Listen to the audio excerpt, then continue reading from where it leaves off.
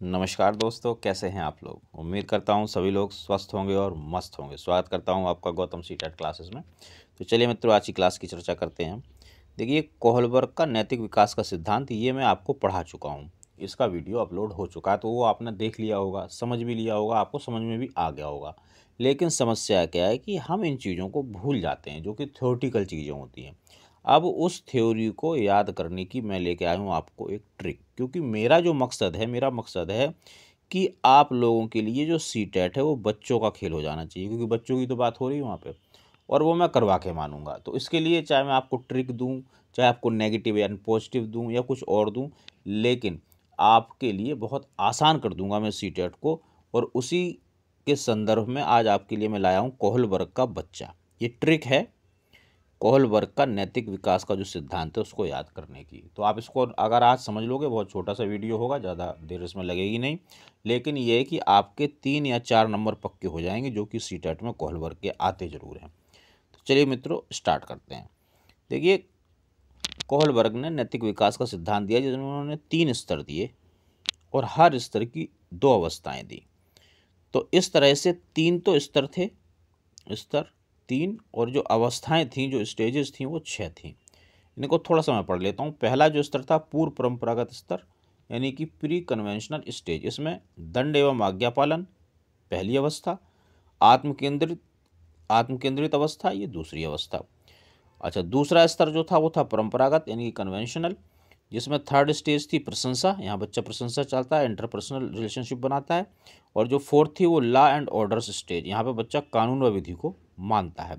और थर्ड जो स्तर था वो था परापरंपरागत यानी कि पोस्ट कन्वेंशनल स्टेज। इसमें पांचवी अवस्था में बच्चा सामाजिक संपर्कता बढ़ाता है, और छठी अवस्था में वो सार्वभौमिक नैतिक अवस्था होती है, जिसमें बच्चा अपना स्वार्थ छोड़कर समाज के लिए, सोसाइटी के लिए कुछ करता है। ये थ्योरी थी, ये मैंने आपको थ्योरी वाले वीडियो में सारी की सारी बता भी दी है, तो आप उसको वहाँ देख लोगे, कोई प्रॉब्लम नहीं है। थ्योरीज एंड थिंकर्स मेरे चैनल पे एक प्लेलिस्ट है, आप उसमें जाइए, और सीटेट से रिलेटेड जितनी थ्योरी की ज़रूरत होती है वो आपको वहाँ पूरी मिलेगी, कोई प्रॉब्लम नहीं है, कहीं इधर उधर जाने की ज़रूरत नहीं। उसको पढ़ लो, बहुत कम शब्दों में बहुत ज़्यादा चीज़ बताने की मैंने कोशिश की है। आलतू फालतू की चीज़ ली नहीं, जितनी की ज़रूरत है उतना ही मैंने उसमें बताया। आप उसको पढ़ के चले जाओ, सीटेट में थ्योरी का आपका कोई प्रश्न गलत नहीं होगा, ये गारंटी है मेरी। तो ये मैंने आपको समझा दिया, आपको समझ में आ गया होगा। अब मुद्दा है कि इसको याद कैसे करें। तो याद करने के लिए मेरे पास है एक ट्रिक। उस ट्रिक के माध्यम से जब आप इस नैतिक विकास के सिद्धांत को याद कर लोगे तो समझ लो ज़िंदगी में कभी भूलोगे नहीं। ट्रिक का नाम है कोहलबर्ग का बच्चा। चलिए स्टार्ट करते हैं। देखिए, एक कहानी है छोटी सी, जो मैंने आप लोगों के लिए बनाई है, स्वयं निर्मित है मेरी। कहानी पढ़ोगे बहुत मज़ा आएगा। देखो, कहानी पढ़ने में सबको मज़ा आता है। कहानी का नाम है कोहलबर्ग का बच्चा। अब देखो, उसमें 3 रंगों का प्रयोग हुआ है, तीनों रंगों का अर्थ समझ लो। ये पहला स्तर होगा, ये वाला रंग, ये दूसरा स्तर, ये तीसरा स्तर। पहला स्तर, कोहलबर्ग का बच्चा प्री स्कूल में, प्री स्कूल का मतलब है प्री कन्वेंशनल स्टेज, पूर्व परंपरागत स्तर, यानी कि पहला स्तर, पहला लेवल। तो अब पहले लेवल में क्या है, पहले लेवल में 2 अवस्थाएं हैं, पहली और दूसरी। अब पहली अवस्था में क्या है, आज्ञा को मानता है, फिर भी उसे दंड मिला। कोहलबर्ग का बच्चा प्री स्कूल में हर आज्ञा को मानता है, फिर भी उसे दंड मिला। तो ये क्या है, आज्ञा और दंड अवस्था पहली। तो वह आत्मकेंद्रित हो गया और टिट फॉर टैट की नीति पर चलने लगा। आत्मकेंद्रित कौन सी अवस्था, दूसरी।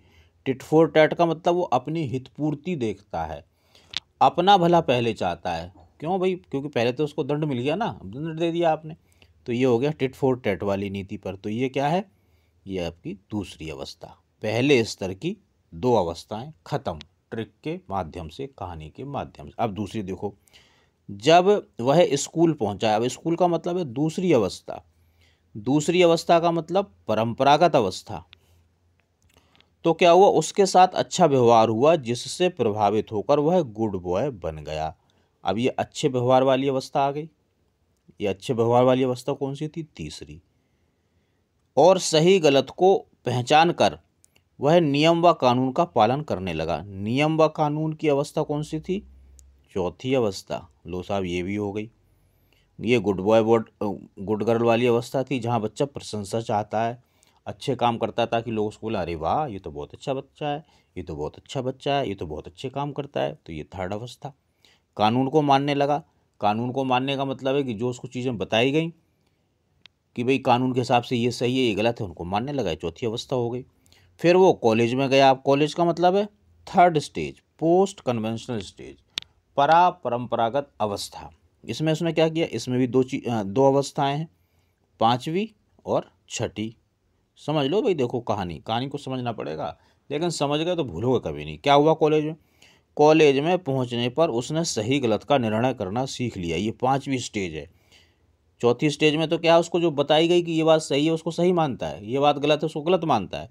लेकिन जब वो कॉलेज में पहुंच गया, यानी कि थर्ड स्तर पे आ गया, तीसरे लेवल पे आ गया, तो फिर वो पांचवी अवस्था में क्या है, सही गलत का निर्णय स्वयं करने लगता है। भाई ये बात सही है गलत, यानी कि वो नियमों को, सही और गलत के मायने उसको समझ में आता है कि ये नियम सही है ये गलत है। और सामाजिक संपर्कता बढ़ाकर, ये सामाजिक संपर्कता की अवस्था है पांचवी, गलत नियमों को बदलने की बात करता है। ये पांचवी अवस्था है। अपना स्वार्थ छोड़कर लोगों की सेवा करने लगा। अपना स्वार्थ छोड़ के, यानी कि सार्वभौमिक अवस्था, ये छठी अवस्था है। इस अवस्था में लोग अपना स्वार्थ छोड़ देते हैं, समाज के लिए, सोसाइटी के लिए या ह्यूमनिटी के लिए अच्छा काम करते हैं। तो देखो छोटी सी कहानी और कोहलबर्ग के तीनों स्तर और 6 की 6 अवस्थाएं याद हो गई। इसको भाई कॉपी में लिख लेना। जो जो चीज़ें मैं बता रहा हूँ उसको भी लिखना, क्योंकि देखो यहाँ सारी चीज़ लिखना पॉसिबल नहीं है।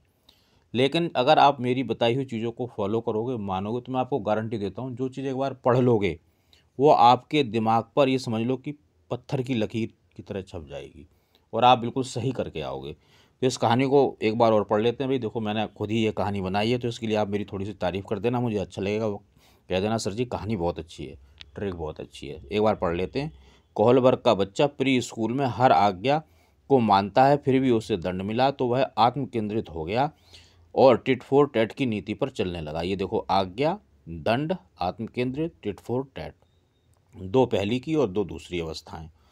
जब वह स्कूल पहुंचा उसके साथ अच्छा व्यवहार हुआ, जिससे प्रभावित होकर वह गुड बॉय बन गया। सही और गलत को पहचानने लगा और नियम व कानून का पालन करने लगा। ये थर्ड और ये फोर्थ, ये थी फर्स्ट और ये थी सेकंड। कॉलेज पहुंचने पर उसे सही गलत निर्णय करना सीख लिया। वह सामाजिक संपर्कता, ये पांचवी है, बढ़ाकर नियमों को बदलने की बात करने लगा और अपना स्वार्थ छोड़कर, यानी कि दूसरों की सेवा करने लगा। ये छठी है, ये फिफ्थ थी। तो ये आपकी ट्रिक हो गई, ये कहानी थी पूरी, आपको अच्छी तरह समझ में आ गई होगी मित्रों। और जैसी भी लगी अच्छी बुरी भाई कमेंट करके ज़रूर बताएं। और बाकी दोस्तों कुछ भी आपको प्रॉब्लम है सीटेट से रिलेटेड, इस नंबर पे आप मुझे मैसेज कर सकते हैं, मैं आपकी ज़रूर मदद करूँगा। मिलेंगे अगली क्लास में, तब तक आप लोग स्वस्थ रहें, मस्त रहें और मेहनत करते रहें।